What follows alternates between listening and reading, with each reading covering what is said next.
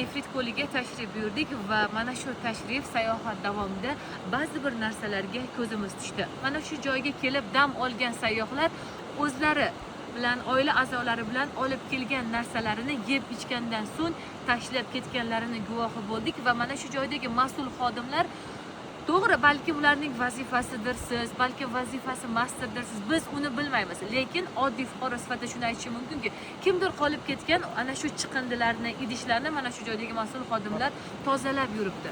Biz olishni istamagan, biz olib ketishdan uyalgan narsalarni, hattoki jirkangan narsalarimizni mana shu joydagi mas'ul xodimlar tozalab yuribdi. Qanday qilib insonni vijdoni qiynalmasdan mana shu joyga chiqindi tashlab ketish mumkin?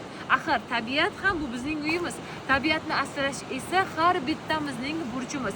Sizlardan iltimos qilib qolar edik, biror bir joyga bordingizmi, dam oldingizmi, o'zingizdan yaxshi nom ham qoldiring. O'zingiz kabi xarakteringiz, har bitta narsangiz go'zal bo'lsin. Shuning uchun ham tabiatni asrashga o'z hissamizni keling birgalikda qo'shamiz.